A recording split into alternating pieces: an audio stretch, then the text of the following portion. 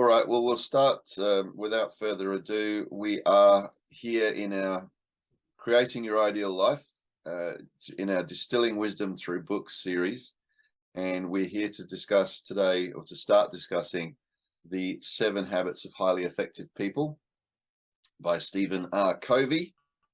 And we decided for this particular session that we would do our best, at least, to get through part 1, which is Paradigms and Principles. So 2 chapters.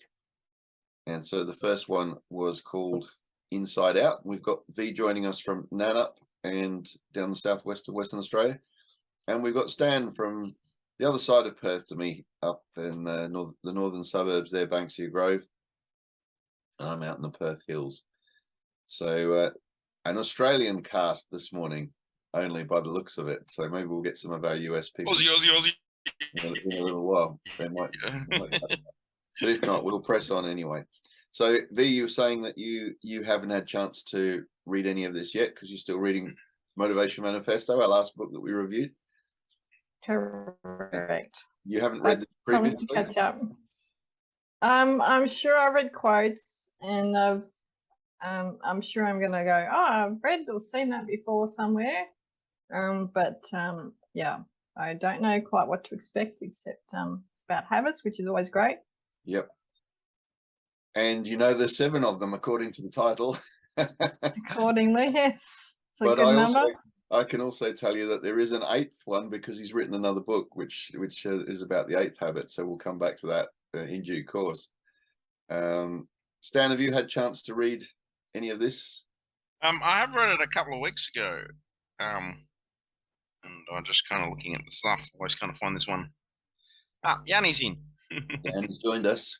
Yeah, so I can't remember the first chapters very well, but okay. I will flick through it and get stuff. All right, no worries. So Yanni's joined us from California. Yes, hi. I listened to the first part. I love it. That was my homework for this couple of weeks, and you guys are reading it, so I love it. Awesome, that's great. We're glad you were able to make it. Are you driving, or are you okay to talk occasionally? Yeah, I'm gonna start driving in a little bit. All right. Well, I won't ask anything of you just in case. I don't want you to have any accidents or anything. But if you want to chip in, you can. Thank you. I appreciate it. Yeah, I know. It's just sucks that I'm close by the mountains, so I'll probably be listening. All right. V, you've got your hand up. Was that intentional? Yes, just a bit of humour. Uh-huh. I just picked up the book that I do have on my shelf, and I must have read it because 3/4 of the way through, there's a boarding pass as my bookmark. That's always a giveaway, isn't it? 2011. So where were you off to? I've taken it out now, so I don't know, but it's almost finished. So, there will be some deja vu moments for me. Awesome. And now we've got Chris joining us from Sydney as well. How are you going, Chris? Good. Good. How are you? Very good, thanks. So we're reviewing the 7 Habits of Highly Effective People, Stephen Covey. Have you had to read that at all, Chris? Several times over. Ah, okay. I went to the course even, and I met him in person. Oh my goodness! Wow. Maybe you should be running this class then. That's great. That's fantastic. Well, you can chip in with some moments of wisdom right from the horse's mouth then. All right. So we have the 7 Habits of Highly Effective People. We decided that today we would cover the first, or part 1, Paradigms and Principles. We've got a bit of background noise happening with somebody. I'm not quite sure who that is. Chris, are you in a cafe or something? Yeah. Let me mute my mute yourself just in case, and then you can unmute if you want to check the place. Where do I? Down the bottom, there should be bottom of your screen. Yeah, all good. Okay. All right, so we have the first chapter is called Inside Out, and it starts with a quote from David Starr Jordan. Does anybody know who David Starr Jordan is? I didn't, so I had to look him up, and it turns out that he was the founding president of Stanford University. So there you go, a man of credentials. And he says there is no real excellence in all this world which can be separated from right living. So right living, meaning I think in this case that living the right way. What the right way is, well, we'll go on to discuss some of that as the chapter unfolds. So he starts off with some of the problems that people have shared with the author. Things like having career goals and success, but then it's cost the person their personal life, their family life. The guy doesn't know his wife and children anymore, and doesn't even know himself because he's been so focused on his work, and asks, is it worth it, or was it worth it? And then we had someone talking about their diet, and the 5th time that they'd started a new diet, and they might get all psyched up and think they can do it, and then after a few weeks they fizzle and can't seem to keep a promise that they've made to themselves. Then he talks about someone who did a course after course on effective management training and expects a lot from employees, but then doesn't trust the employees and thinks that they would, if he was off, they would be, or they would be disloyal to him. Another one talking about their teenage son being rebellious and on drugs and won't listen to them. And somebody else talking about there's never enough time in the week, been on time management seminars and they don't seem to help. And anyone ever had the feeling that they don't have time to go on a time management seminar? So another one talking about trying to teach the children the value of work, but putting up with complaining all the time, and why can't children do what they're asked to do cheerfully and without having to be reminded? Another one saying they're really busy all the time, but wonders if what they're doing will make any difference in the long run, and so on and so on. Marriage going flat. So basically people having all these deep problems and issues and looking for sort of a few quick fixes, but not quite knowing how to find them. It's often the case, isn't it? People are looking for a magic pill or some sort of silver bullet to immediately fix their problems. You know, you want to lose weight, but you want to lose it overnight. It doesn't happen that way because the weight went on over time and takes time to get rid of again. A relationship can go off track and takes time to rebuild, and time and effort and focus. Building trust with teams takes time over time. You don't just earn trust automatically. You might have authority from being in a position of power, but that doesn't necessarily lead to trust and people wanting to follow you. So this is what he's introduced as what led him to the study of expectancy theory and self-fulfilling prophecies, or the Pygmalion effect. Pygmalion effect. Here's a star for somebody who can answer this one. Can anyone tell me what movie the Pygmalion effect came up in, or what was where it's widely accredited to be reflected in a famous movie? No. It was My Fair Lady, and it was Rex Harrison and was it Audrey Hepburn? I think it was. Yeah.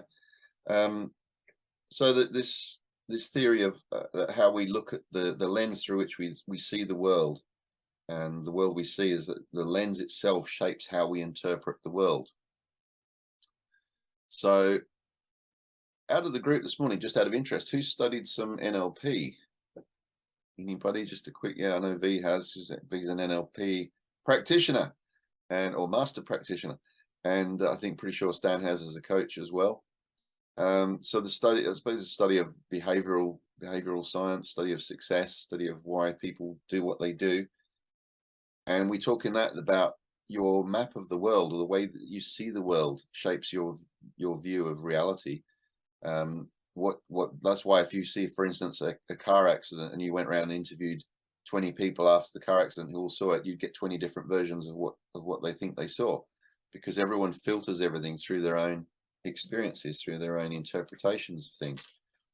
So he goes on to talk about that and how to change ourselves effectively. We first had to change our perceptions. So he had an issue with his son, he and his wife, and the son was always struggling. So he tells a bit of the story about his son and how he really wasn't getting on, but they realized that a lot of it was their own expectation of their son and how they were transferring a lack of confidence in him into him. So he was feeling it, even though they were saying words of encouragement to him.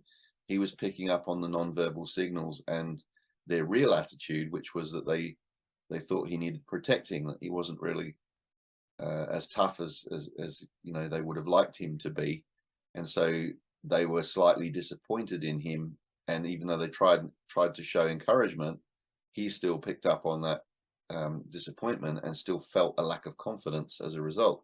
So they realized that they needed to change their attitude and their approach. So that was a personal story that he shared about what led him on this path to studying how we view the world through our own particular lens, through our own filter. And at the same time, he was also immersed in an in-depth study of success literature published in the United States since 1776. He was reading or scanning hundreds of books, articles, essays in fields such as self-improvement, psychology, and self-help, our favorite topics.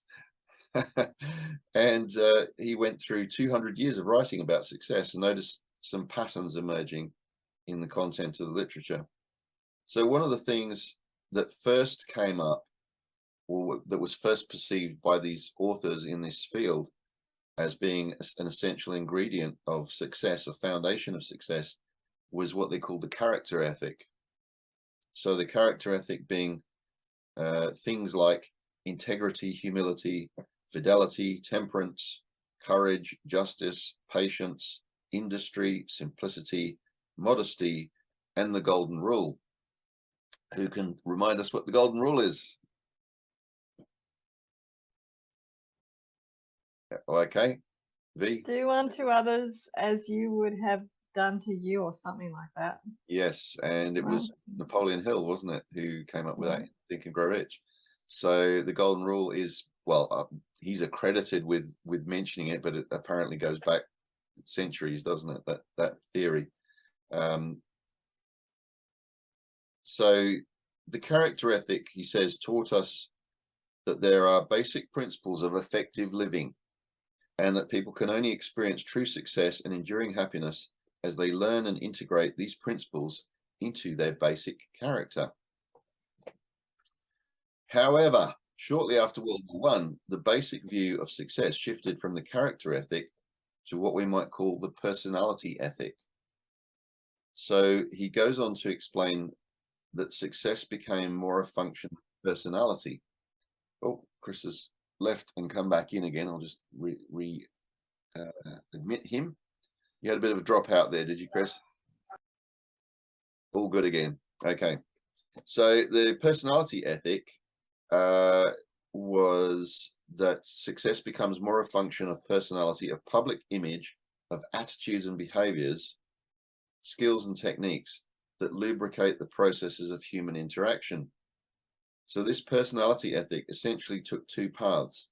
One was human and public relations techniques, and the other was positive mental attitude, or PMA, as it's often referred to.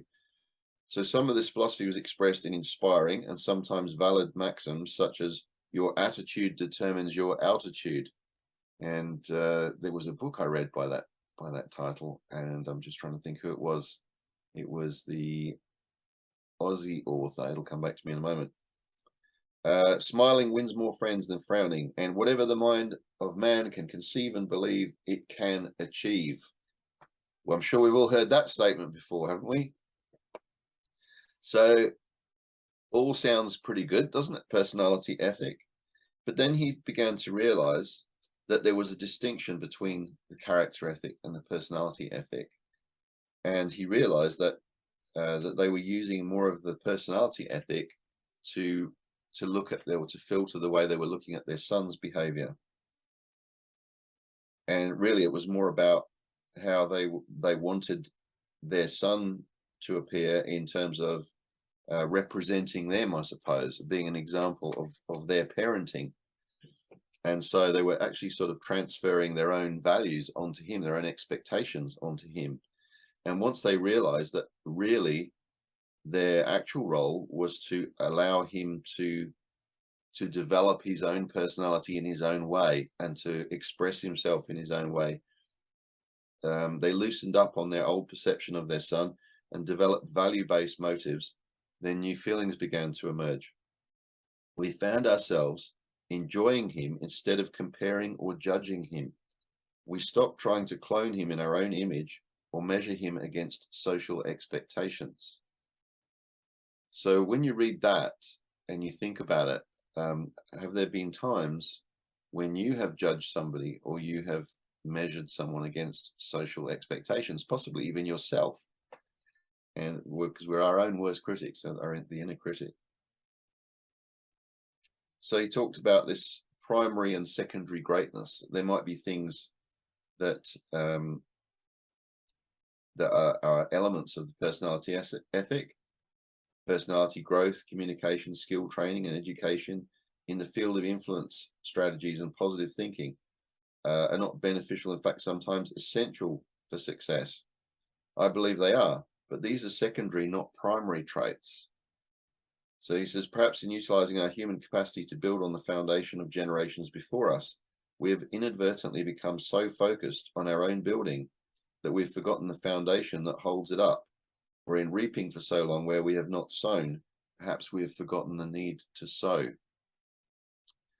So essentially what he says, if it makes no difference how good the rhetoric is or how much we try to influence people through our personality, through our charisma, if there is little or no trust, there is no foundation for permanent success. So only basic goodness gives life to technique. So this basic goodness is the character ethic. So really the personality ethic, you can't really influence people, in other words, unless you're being a good example yourself, unless you're living up to that character ethic. So he says, eventually, if there isn't deep integrity and fundamental character strength, the challenges of life will cause true motives to surface and human relationship failure will replace short-term success.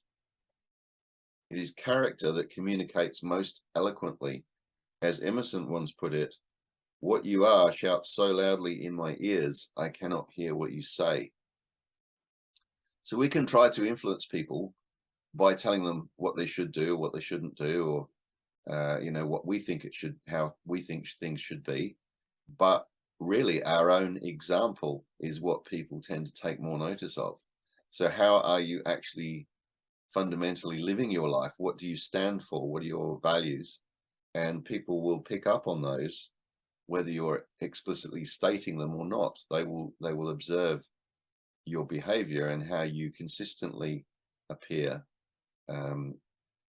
as the role model, really more as a way of following your lead, rather than you just telling them how things ought to be or how you ought to behave. So there are people, or what we say, what we are communicates far more eloquently than anything we say or do. We all know it. There are people we trust absolutely because we know their character. Whether they're eloquent or not, whether they have the human relations techniques or not, we trust them and we work successfully with them. So the 7 habits of highly effective people embody many of the fundamental principles of human effectiveness. These habits are basic, they're primary, they represent the internalization of correct principles upon which enduring happiness and success are based. So before we can really understand the 7 habits, we need to understand our own paradigms and how to make a paradigm shift. So what is a paradigm? There's a good starting point, a definition of a paradigm. Well, he goes on to explain it. It is the way we see the world. It is not in terms of our visual sense of sight, but in terms of perceiving, understanding, and interpreting. As I said, we could have 20 different witnesses to an incident, and you'll get different variations on what they think occurred, because they'll all be filtering it through their own experiences, through their own way that we think the world should be. So, as he says, the map is not the territory. The map is simply an explanation of certain aspects of the territory, and that is what a paradigm is. It is a theory, an explanation, or a model of something else. And I love this great example he gives. If you had a map of Chicago, well, you thought it was, but it actually turned out to be a map of Detroit. If you were trying to find your way around using that map, you'd be struggling, wouldn't you? Because everything would be in the wrong place. So life can be a bit like that. You might work on your behavior. You can try harder, be diligent, double your speed, but you'll just get you to the wrong place faster. You might work on your attitude. You could think more positively, but you still wouldn't get to the right place if you're using the wrong map, would you? But perhaps you wouldn't care, because your attitude would be so positive that you'd be happy wherever you were. But the point is, you'd still be lost. That's a great analogy. The fundamental problem has nothing to do with your behavior or your attitude. It has everything to do with having a wrong map. So if you think you see something a certain way, why is it that you're perceiving it that way? This is what he goes on to explore. And he has these lovely diagrams, these little illustrations of, and I'm sure we've all seen this on courses, the picture you can look at where you can see the face of an old lady, and you can also see the face of a young lady.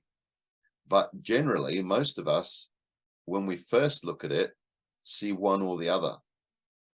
And you might have to look at it a few times before the second picture emerges. And it's simply the way that you're looking at the picture. And another great example is looking at clouds. You know, what shapes can you see in clouds? What can your imagination bring to you?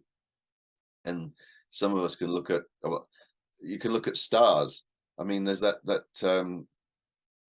Orion's belt. Now, I always struggle to see Orion's belt. I see the shopping trolley. I'm like, how do you get a belt out of that? Where's the like, my wife will go, well, look, there's the sheath and the scabbard and all this stuff, you know, and I'm like, nah, it's a shopping trolley. So we can all see things according to our own version or our own reference. Maybe that's because I'm an ex-retailer, I don't know, and I used to obsess about shopping trolleys at one point. One of the stores I worked in never had enough shopping trolleys, and I used to have to go and collect them from around the neighborhood. Little sidebar there. But yeah, it's all how we see things. And so you can have the same picture, we're looking at it, and one person will see one thing, another person will see another thing. All right, well, why is this? Well, each of us has many, many maps in our head, which can be divided into two main categories. Maps of the way things are, or realities, and maps of the way things should be, or values. We interpret everything we experience through these mental maps. We seldom question their accuracy. We're usually even unaware that we have them. We simply assume that the way we see things is the way they really are, or the way they should be. And our attitudes and behaviors grow out of those assumptions. The way we see things is the source of the way we think and the way we act. Now, it's really interesting when you go through having read that and start questioning things as you go through your life in the next week, and go, ask yourself, am I looking at this situation the correct way, or am I looking at it this way because I've got these fundamental beliefs that will be the starting point to how I'm going to look at things? And if you start thinking in terms of what values did your parents instill into you, you know, what's your basic understanding of what's right and what's wrong, how people should behave, and what's acceptable and what's not acceptable. And then consider that the other person involved in whatever interaction you're engaged in may not see things the same way. They may have a different fundamental assumption. So you can take any situation you like. Anyone wants to throw up an example that's happened in the last week, but you have your way of looking at things, but then somebody else may have a completely different way of looking at things. Who's right, who's wrong? Let's take for one, I know this one comes up for Chris quite a lot, but is racism. You know, one person has been brought up in a family of racists and thinks that all people of a certain nationality don't belong in Australia and shouldn't be here and should go back to where they came from. And they would think that that's the right way to think because that's what they've been brought up to believe. That's pretty sad and pretty scary, of course. In today's world, we know that's generally accepted by our society not to be an acceptable way of looking at things, and yet there are still some people who think that way. You know, in America, they still have flare-ups of race riots occasionally, and a lot of that might be the way that the police tend to approach, for instance, white male police officers approaching young people of color walking down the street, probably more likely to pull them over and question them, or you know, do a random search on them because of their color. That immediately then they have preconceived ideas about, is this person more likely to be the criminal? And so we realize that there's this fundamental underpinning beliefs that can drive behavior patterns, that some of which are just generally accepted by the rest of us in society to be completely wrong, but you know where that can come from. And if your whole experience of a group of people of a particular race or color has been bad, that then, excuse the pun, will color your interactions with those people, because you'll be more suspicious, you'll be more aware that, well, that kind of person could be a threat. And it's a fundamental thing that we start to form these beliefs, these judgments about people based on certain sets of characteristics, such as race or color or ethnicity, which may be completely unfounded. And as my father used to say, there's good and bad in all nations and all countries and all colors. So we had an instance of that on holiday in Bali recently, and we met a Russian girl who was absolutely lovely, and she was doing a free diving course with us. And my sense of humor, of course, I said, I'm just joking, but I can't help myself saying this to you. Shouldn't you be off invading somewhere?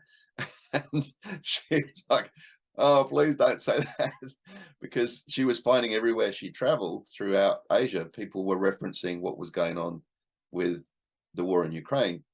And the fact that she's Russian, she's got nothing to do with the war in Ukraine, is actually against it. And yet the fact that she's Russian immediately made people look at her differently because of what's going on in the world, which is so unfair. But that's the reality, isn't it? People color their opinions based on those sorts of experiences. Anyone want to chip anything in at that point? Anyone have any views or thoughts on what we've discussed so far? Yes. That little metaphor with the map is not the territory really helps me, because I've heard the map is not the territory so many times, and I just haven't seen it. Doesn't resonate with me, but now it does. It does make sense that if you have a map and it's for the wrong town, you can't get around. Yeah, it's powerful, isn't it? It's a very good example, very good situation. Chris, I went to Bunnings with my daughter the other week, and we were looking for the lane aisle with shelves. And then they were looking and looking and looking at on their browser on the website, and was told it was aisle 50 something, and it wasn't. And I said, maybe you selected the wrong Bunnings store, which was correct. And so it was like thinking out of the box kind of thing, because certainly we can't assume that all Bunnings our 77s would be the one with the shelves. So that was my example. Brilliant. Yes, that's spot on. You're still in a Bunnings store, just the wrong one. Yeah, I've had that experience, funny enough, going into Bunnings where you go thinking where it would be in your Bunnings store and you go, hang on a minute, it's somewhere completely different. But luckily the aisles are all labeled, and usually the staff in that particular store will be able to direct you to the right one. You just got to find somebody and ask them. But yeah, very good point. So that really does, and thanks both of you for sharing that, because it really does reinforce that point that we may have the wrong map. We may be looking at things with a certain set of prejudgments or reference points. Tony Robbins talks a lot about references. What are your key references that will then shape how you think and how you'll behave? So here's the challenge for you, this in the summary of this part for your week ahead. The more aware we are of our basic paradigms, maps, or assumptions, and the extent to which we have been influenced by our experience, the more we can take responsibility for those paradigms, examine them, test them against reality, listen to others, and be open to their perceptions, thereby getting a larger picture and a more objective view. Interesting, isn't it? So in other words, try to see things from other people's perspectives. Yes, Chris?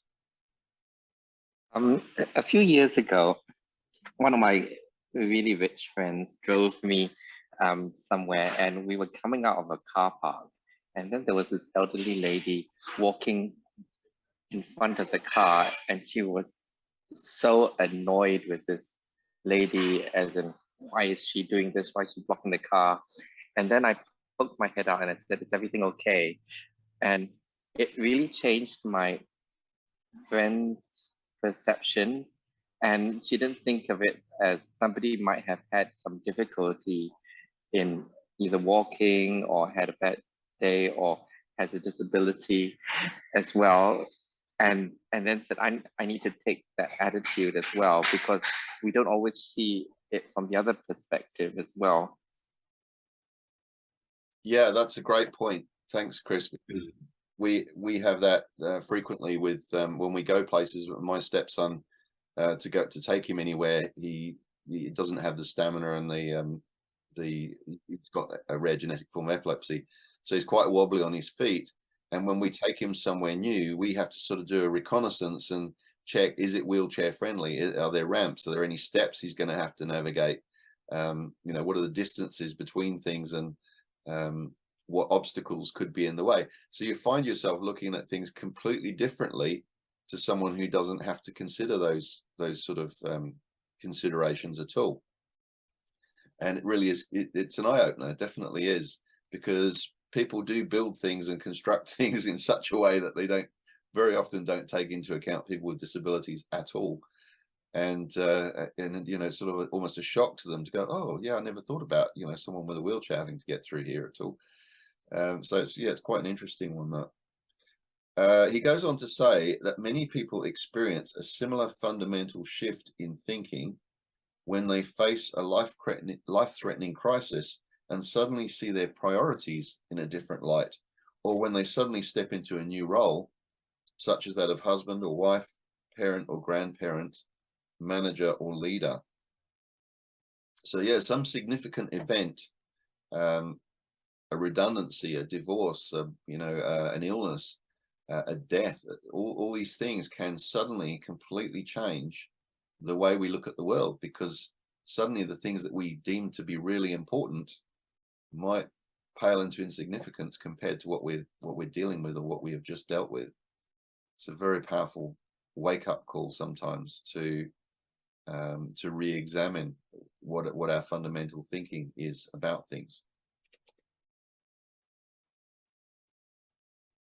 He says it becomes obvious that if we want to make relatively minor changes in our lives, we can perhaps appropriately focus on our attitudes and behaviors. But if we want to make significant quantum change, we need to work on our basic paradigms. So our basic paradigms being those reference points.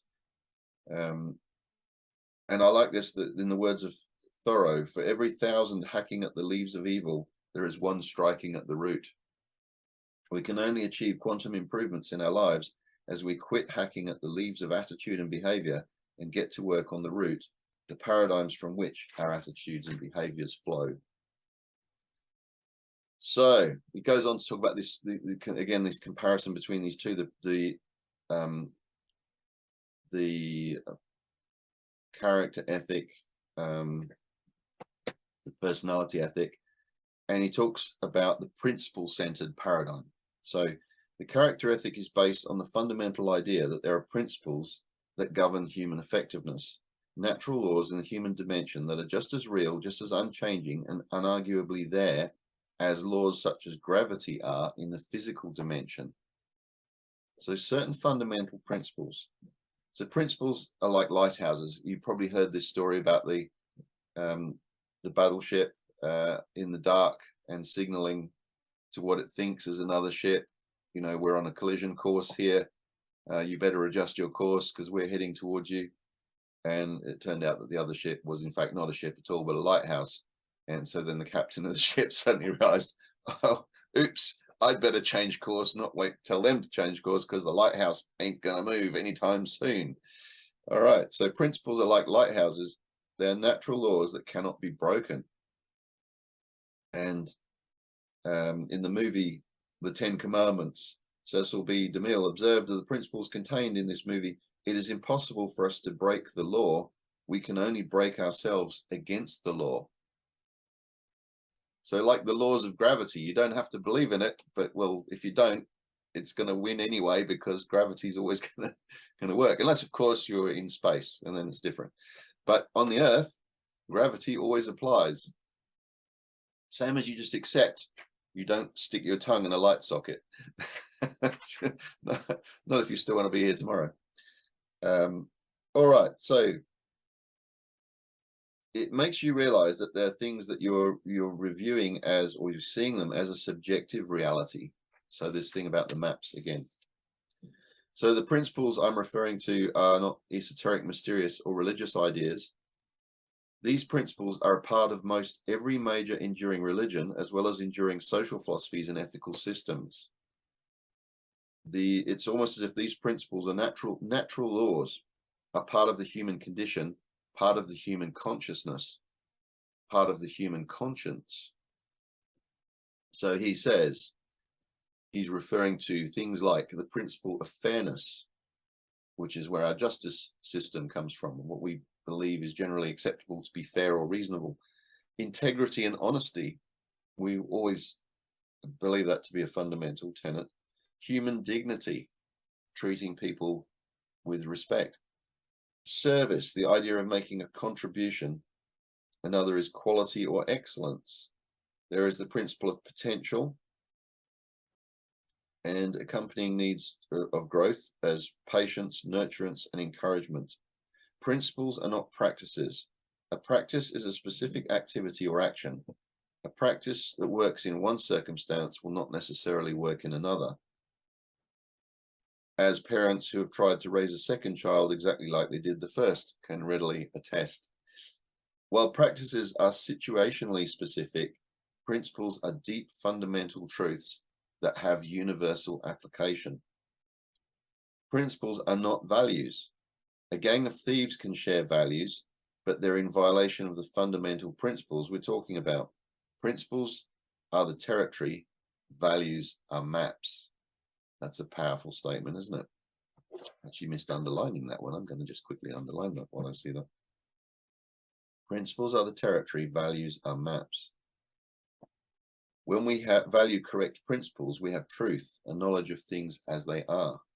Principles are guidelines for human conduct that are proven to have enduring permanent value. They're fundamental. They are essentially unarguable because they are self-evident. All right. So he goes on to talk about a 1,000-mile journey, beginning with the first step. Admission of ignorance is often the first step in our education. And this key point, to relate effectively with a wife, a husband, children, friends, or working associates, we must learn to listen. And this requires emotional strength.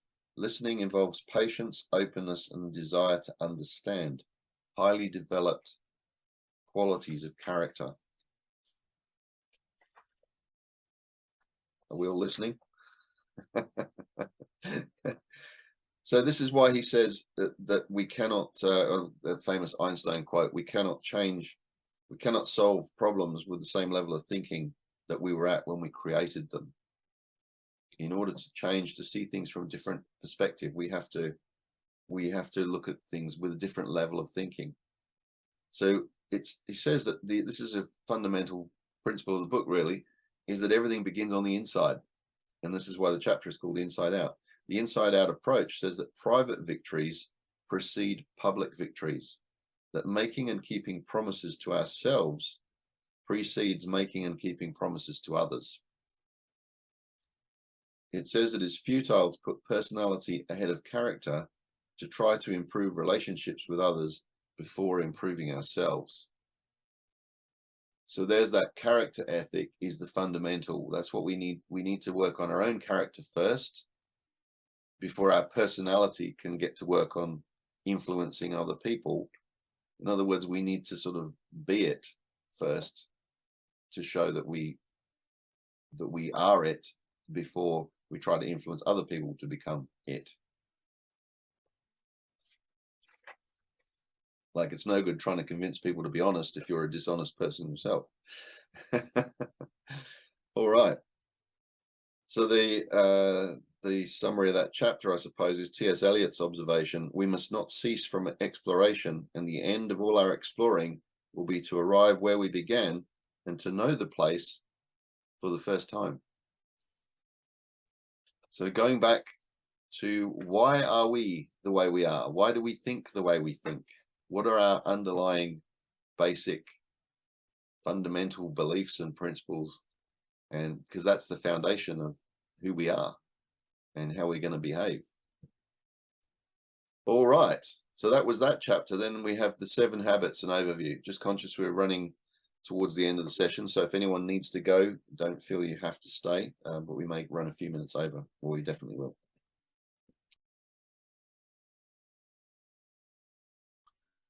We are what we repeatedly do. This is Aristotle. Excellence then is not an act, but a habit.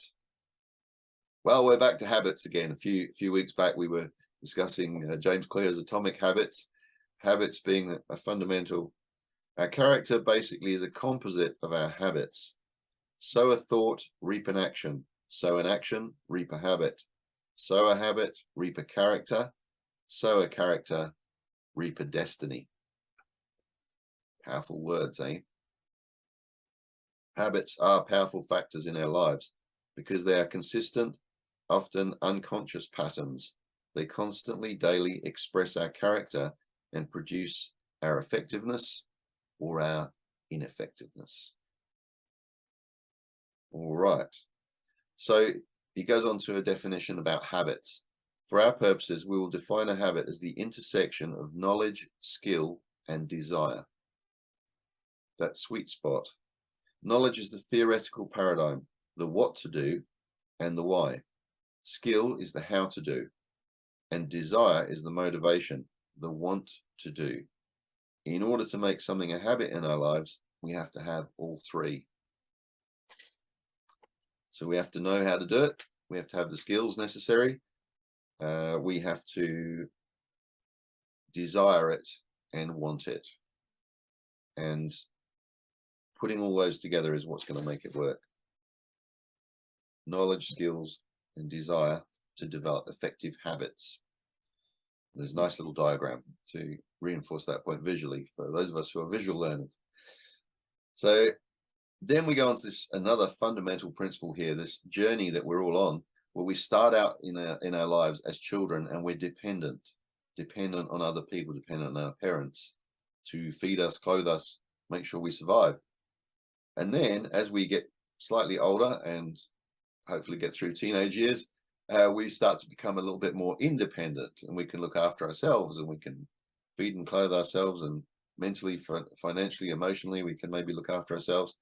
But then as we really grow and mature, we become increasingly aware that all of nature is interdependent. So those 3 stages, dependent to independent to interdependent, this is another fundamental teaching in this book. Interdependence is the paradigm of we can do it. We can cooperate. We can combine our talents and abilities and create something greater together. So by coming together and reviewing these books, we can all chip in with our own personal experiences, our own understanding of things, and we can get a more pinpointed sort of understanding of the book and review it from different people's interpretations. So by doing it together, we all gain from the experience. I thought this was interesting. Much of our current emphasis on independence is a reaction to dependence, to having others control us, define us, use us, or manipulate us. Interdependence is a far more mature, more advanced concept. If I'm physically interdependent, I'm self-reliant and capable. But I also realize that you and I working together can accomplish far more than even at my best I could accomplish alone. If I am emotionally interdependent, I derive a great sense of worth within myself, but I also recognize the need for love, for giving, and for receiving love from others. If I'm intellectually interdependent, I realize that I need the best thinking of other people to join with my own. So Richard Branson likes to say he likes to be the dumbest person in the room, likes to surround himself with really, really smart people, because that way he can leverage himself to achieve far more than he could possibly ever do on his own. As an interdependent person, I have the opportunity to share myself deeply, meaningfully with others, and I have access to the vast resources and potential of other human beings. Interdependence is a choice that only independent people can make. That's a crucial statement, isn't it? So if you're a dependent person, you can't choose to become interdependent because you don't have the character to do it. Reason why: they don't own enough of themselves. And so this is why he goes on. Habits 1, 2, and 3 in the following chapters deal with self-mastery. Wow, there's that expression we've heard quite a lot, self-mastery. So moving from dependence to independence, those are the private victories, the essence of character growth. Private victories precede public victories. And as you become truly independent, you have the foundation for effective interdependence. You have the character base from which you can effectively work on the more personality-oriented public victories of teamwork, cooperation, and communication in habits 4, 5, and 6. That doesn't mean you have to be perfect in habits 1, 2, and 3. Phew, we all say, thank goodness for that. Because there's not many of us perfect people around, is there? We're all a work in progress. So even when we think we've got it all nailed, we realize sometimes we don't at all. But that's good, isn't it? We'll get a bit of a reprieve there. We can all go back and keep on working on habits 1, 2, and 3, and we'll get to habits 4, 5, and 6 as we move forwards. And then habit 7 is the habit of renewal, a regular balanced renewal of the 4 basic dimensions of life. It circles and embodies all the other habits. It is the habit of continuous improvement that creates the upward spiral of growth that lifts you to new levels of understanding and living each of the habits as you come around to them on a progressively higher plane. So that's what we're all here for today, is that renewal, that review of how can we keep improving? How can we keep learning? What can we add to our repertoire of skills and knowledge? And what can we pick up from other people's interpretations of things? Maybe give us that slight paradigm shift, like V realizing that understanding about the maps and suddenly seeing, oh, that makes sense now. That's the aha moment that we're all looking for, isn't it? As we go through these books, is that, oh, something I already probably knew but didn't quite fully understand, and now, oh yeah, now it makes sense to me. So he talks about that P and PC balance, and I love this, the Aesop's fable of the goose and the golden egg. So about the farmer who decides that he'll kill the goose and get all the eggs at once, and then realizes, oops, I've killed the goose. There aren't going to be any more eggs now. So don't go around just randomly killing geese. All right. Now, what he's talking about in this sense is that the PC stands for production capability, the ability or asset that produces the golden eggs. So your ability to earn an income, for instance, being your fundamental asset, you know, your ability to survive, look after yourself. So there are three kinds of assets: physical, financial, and human. Physical asset being something like an engine or a tool or something that you use that you've got to look after, because if you don't and it deteriorates, then it won't work anymore, and then it's no use. Our most important financial asset is our ability to, our capacity to earn. If we don't continually invest in improving our own production capability, we severely limit our options. And that's why professional development is so important as well, isn't it? In the human area, the PC balance is equally fundamental, but even more important because people control physical and financial assets.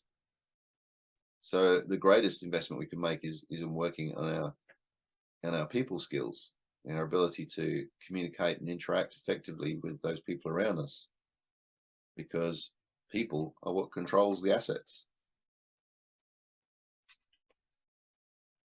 Very well put. All right, just being aware of time. There are a lot of organizations that talk about the customer and then completely neglect the people that deal with the customer, the employees. So the PC principle is to always treat your employees exactly as you want them to treat your best customers. So that knock-on effect, isn't it? You can buy a person's hand, but you can't buy his heart. His heart is where his enthusiasm, his loyalty is. You can buy his back, but you can't buy his brain. That's where his creativity is, his ingenuity and his resourcefulness. PC work is treating employees as volunteers, just as you treat customers as volunteers, because that's what they are. They volunteer their best part, their hearts and their minds. So yeah, having employees who are on board with you, who are fully in sync with what you're trying to achieve as an organization, and your vision and your mission and so on, your guiding principles, they're far more likely to contribute great ideas and possibly go the extra mile to get things done than they would be if they were just doing a job because they get paid, because you don't really treat them very well and you don't really explain what you're trying to achieve. So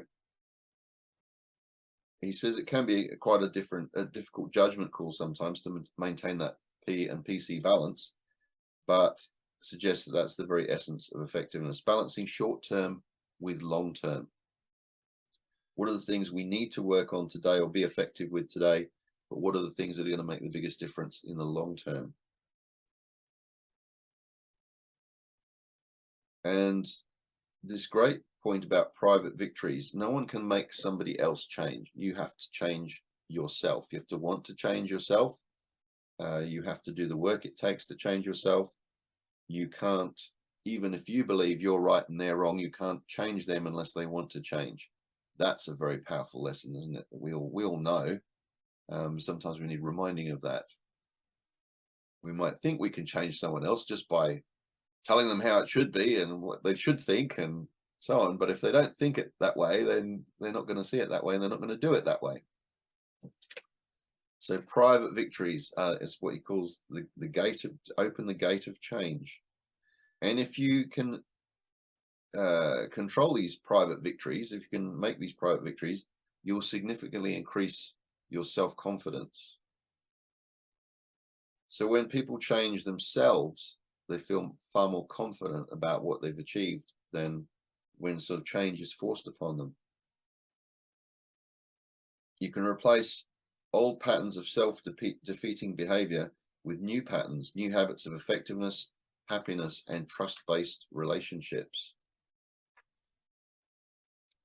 With genuine caring, I encourage you to open the gate of change and growth as you study these habits. Be patient with yourself. Self-growth is tender. It's holy ground. There's no greater investment. It's obviously not a quick fix, but I assure you will feel benefits and see immediate payoffs that will be encouraging. And in the words of Thomas Paine, that which we obtain too easily, we esteem too lightly. It is dearness only which gives everything its value. Heaven knows how to put a proper price on its goods. So the price of change, it may be, there may be some turmoil, there may be some kicking and screaming in your own mind about you don't want to change, but if you fundamentally believe that you can change, and going back to those intersection of those, the knowledge, the skills, and the desire, you can change and implement new habits. And this book is all about implementing new habits, the 7 habits of highly effective people. So that he's set us up there with those introductory chapters there to understand that there are certain ways that we look at things and where that comes from and how that shapes our habits. So if we must first look at, why am I looking at things this way? Why am I thinking about things this way? And therefore, why am I behaving this way? You can't just change the behavior without changing what's causing the behavior, which is the way we think, the way we feel. And that's based on what we believe. Your thoughts, people. Powerful chapters. I love this dependence, independence, and interdependence. It's like the me to the we to the us as well. Absolutely. And it reminds me of an actual like family dynamics, is that, you know, you're born and you're completely dependent on your family. And I was watching a video this week, was talking about how many parents struggle with a transition between the dependence that the kid has, and as they're a teenager, your role changes. You're no longer the consultant. You're no longer the one telling them what to do. You need to become a coach. And a lot of parents struggle with that because they want to keep a tight hold on their child and protect them. But as a teenager, they need to make their own decisions. And then it reminds me of, like, with my mum, as she was deteriorating, the interdependence, how I could actually come and help her. So she's become a little bit dependent on me, but at the same time, I'm learning a lot more because I've come to the point in my life, shifting enough paradigms to actually appreciate her in ways that I never had. Yeah, good, Chevy. Very, very important point. Very powerful. We do completely change the way we see our parents as we get older, don't we? Because we realize what they did for us, and maybe sometimes, well, it takes growing up and even having your own children can have a huge impact on that. And suddenly, from being the child to being the parent yourself, you realize that full circle of life. And I remember feeding my father in a hospital bed when he was ill, and, you know, putting a spoon in his mouth and just thinking, wow, we've come full circle here. It's a powerful realization.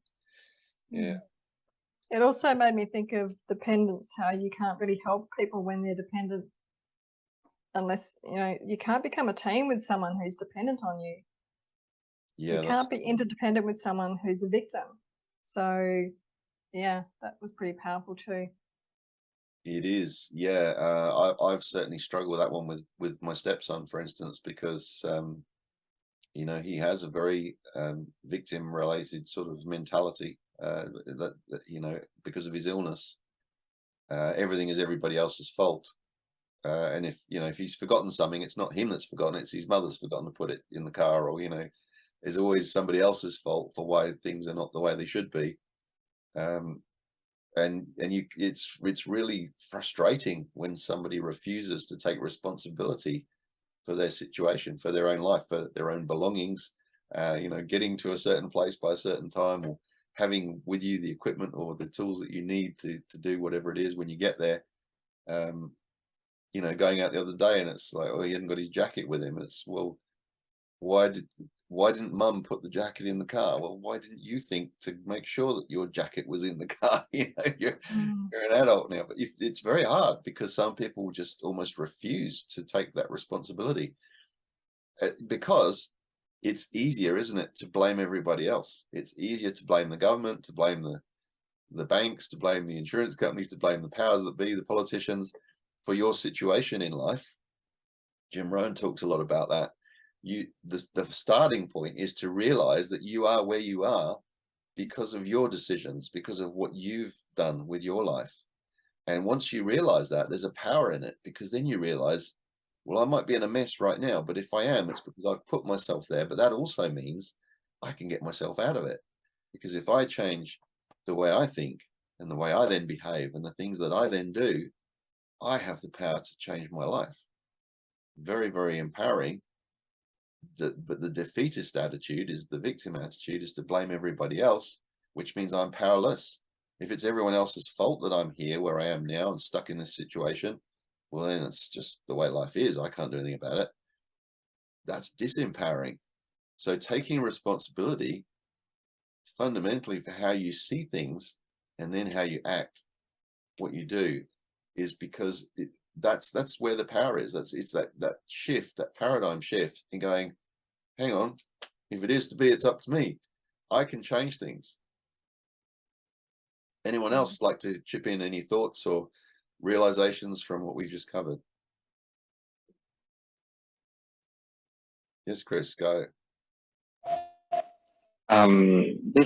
This is a different topic from just that one, but when you were talking about the crimes and how people have to like obey laws and all that, I was just thinking of a paradigm shift where when I was watching the movie and the play Les Miserables, Jean Valjean actually was incarcerated, but he stole a loaf of bread for a girl, a child, and the officer tried to find and put him back in prison. And I was just thinking, we need to be able to have all sides to understand like what that person was going through as well. I mean, despite the fact that he broke the law of stealing, but in that situation, you either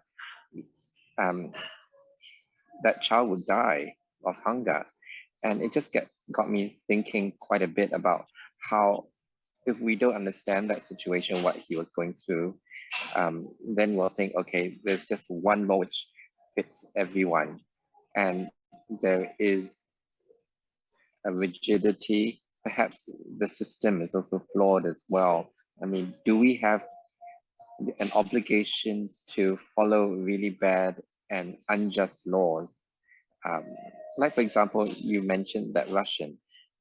Does she have the obligation to follow her President Putin's narrative, or can she think on her own?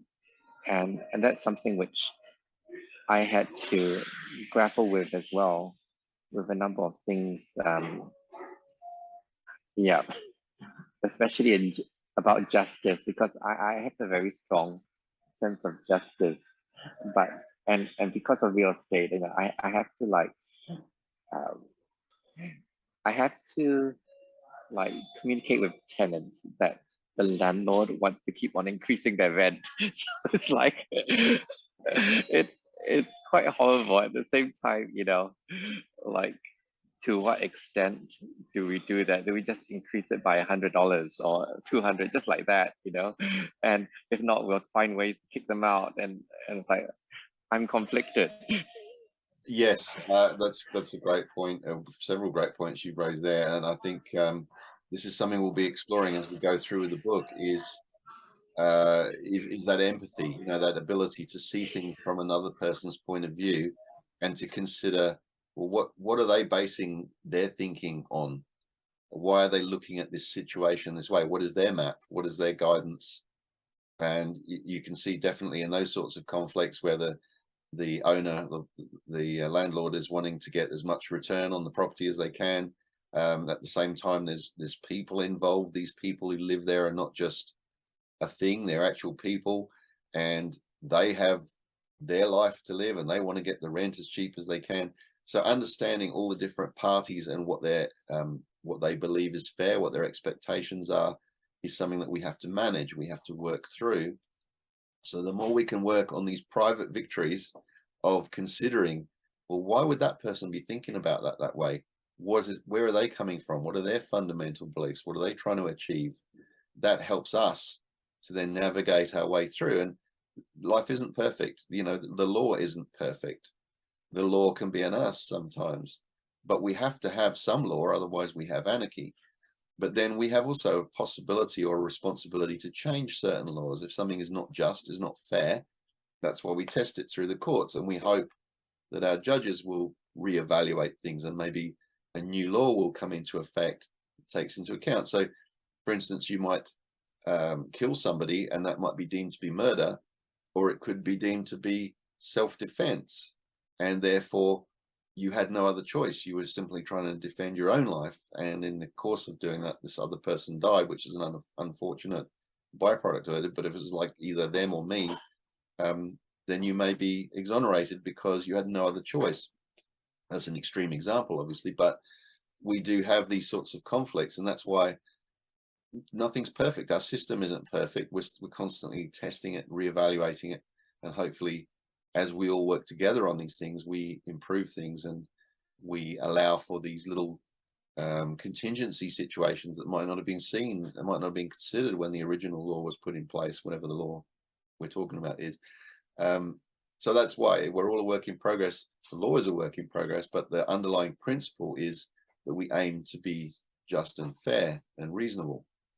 And so that word reasonable is used a lot in law, isn't it? You know, what would it be reasonable? What's a reasonable level of force? What's a reasonable thing to think in that situation? And that's where judges are trying to evaluate that kind of thing. So those are great points there, Chris. Thank you.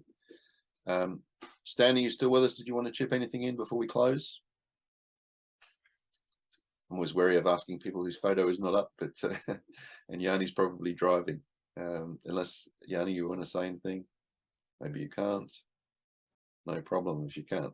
All right. Well, thank you, everybody. I hope that's been of value and that you go away this week and consider, how am I looking at things? What are my underlying beliefs here that are helping me to view this situation in this particular way?